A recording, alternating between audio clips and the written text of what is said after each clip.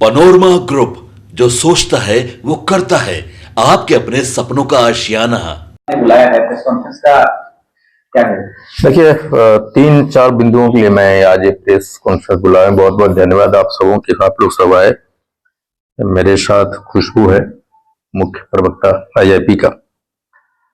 पहला ये है कि हम चुनाव के बाद हमारा जो पैतृक संगठन है, मातृ संगठन है अखिल भारतीय पान महासंघ, जो 2016 में बनी और इसकी शाखाएं पूरे भारत में है, तो राष्ट्रीय स्तर से ग्राम स्तर तक की जितनी कमेटियां अखिल भारतीय पान महासंघ का, उसको पुनर्गठित करने का हम लोगों ने फैसला किया है। तो तत्काल प्रभाव से सारी कमेटियां भंग होती है।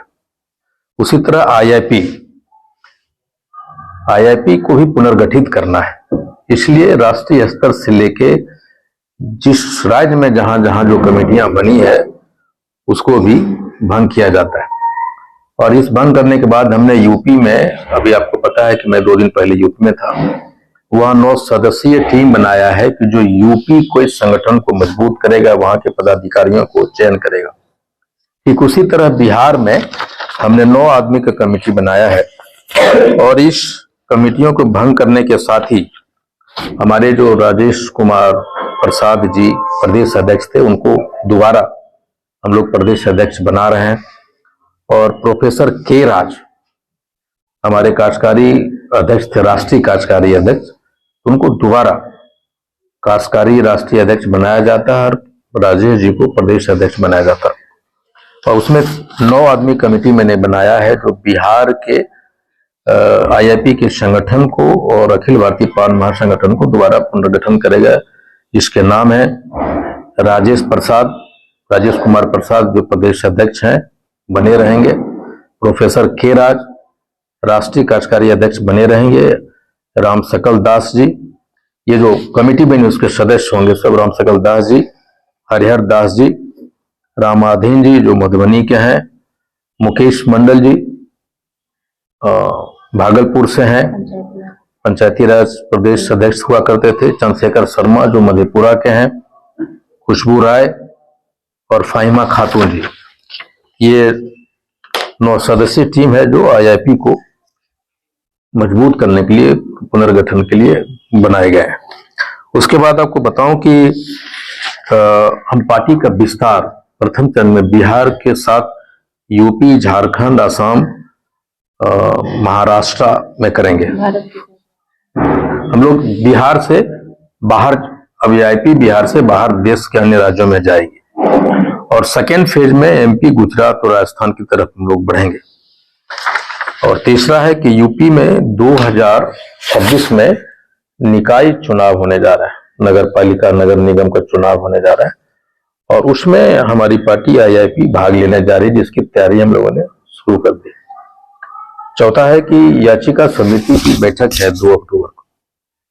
अभी तक बिहार विधानसभा की जो याचिका समिति 2 बार बैठक हुई है, इस बैठक में हम फिलहाल कुछ मुद्दे, जिसमें एक पहला मुद्दा है कि बिहार विधान सुप्रीम कोर्ट के डिसीजन के बाद हमारे बच्चों के गलत इंटरप्रेट करके जजमेंट को हमारे बच्चों को नौकरियों से निकाला गया, वो मैं याचिका समिति में उठाने जा रहा हूँ। सहरसा में लगातार बिजली के तार चोरी हो रहे हैं, वो उठाने जा रहा हूँ। और सहरसा में एक गंभीर मुद्दा ये भी हुआ है कि सूखे नशे कॉलेजों में, इंजीनियरिंग कॉलेज में, पॉलिटिकल कॉलेज में, नवोदय में, गली गली में प्रवेश कर गया, हर घर में प्रवेश कर रहा है सूखा नशा।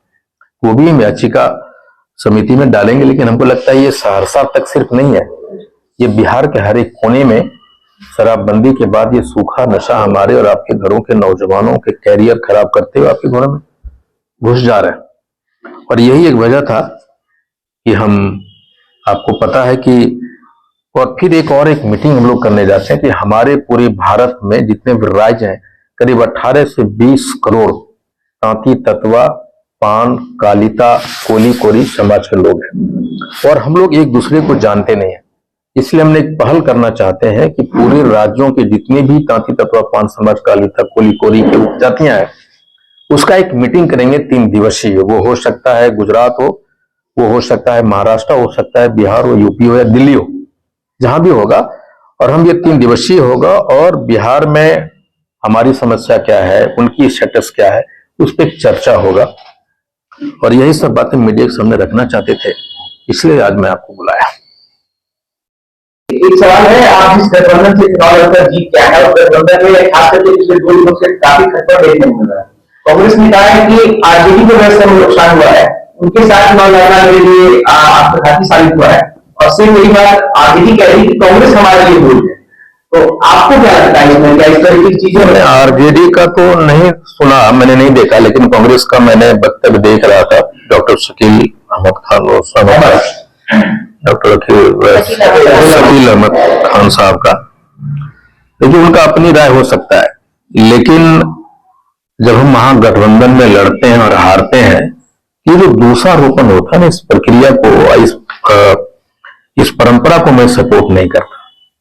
ये सबकी नैतिक जिम्मेदारी, अगर हार हुई है तो आईआईपी की उतनी ही जिम्मेदारी जितना आरजेडी की, जितना कांग्रेस को लेना चाहिए। और ये चूंकि सभी को राजनीति करना है, कांग्रेस को भी, हमको भी, राजद को भी, अपनी अपनी राहें तलाशेंगे लोग, इससे विशेष टिप्पणी नहीं करना। लेकिन मुझे लगता है कि महागठबंधन को इंटैक्ट रहना चाहिए। आप महागठबंधन को इंटैक्ट रखते हुए आप अपनी पार्टी में मजबूती दीजिए। आरजेडी अपना कमियों को खोजे, मैं अपनी कमियों को खोजूं। मेरा व्यक्तिगत ये मानना है कि महागठबंधन को इंटैक्ट रहना चाहिए।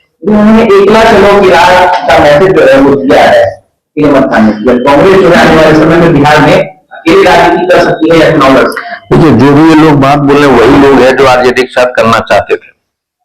केंद्रीय नेतृत्व को मुझे मालूम है कि उन्होंने, जो मेरी बात हुई थी आदरणीय राहुल गांधी जी से, उन्होंने कहा कि हम लोग आरजेडी के साथ चुनाव लड़ेंगे इन प्रिंसिपल। तो अब उनकी अलग राह अपनाना चाहते हैं, अपने देश को मजबूत करना चाहते हैं, तो उनकी मर्जी है, इसमें मुझे कुछ कहना है। लेकिन जो भी लोग अभी कह रहे हैं कि आरजेडी की वजह से नुकसान हुआ, मैं व्यक्तिगत तौर पे जानता हूं, वो सारे के सारे लोग आरजेडी के साथ में गठबंधन करना चाहते थे। ये उन्हीं लोगों के पहल से हुआ, ये मैं आपको स्पष्ट करना चाहता हूँ। निश्चित तौर पर आपको नुकसान और फायदा हुआ, जिस तरीके से चुनाव हुआ और कांग्रेस दोषारोपण कर रही, तो आप बताएं आपकी पार्टी को फायदा और नुकसान हुआ?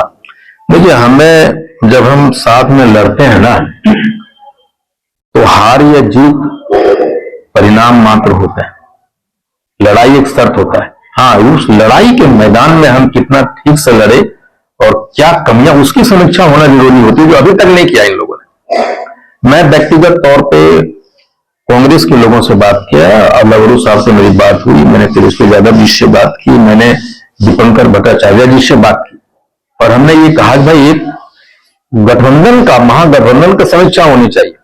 अपनी पार्टियों का समीक्षा लोगों ने किया, लेकिन मेरा मानना था कि एक महागठबंधन की भी समीक्षा होनी चाहिए, जो नहीं हुआ। और हार के बाद दोषारोपण सही नहीं, हार के बाद सामूहिक रूप से जिम्मेदारी लेने की बात होनी चाहिए। ये जो परंपरा, उसकी वजह से हारे, अपने वजह से हारे, इस परंपरा, ये हेल्दी, ये कस्टम्स नहीं है। मुझे लगता है कि सामूहिक जिम्मेदारी लेनी चाहिए।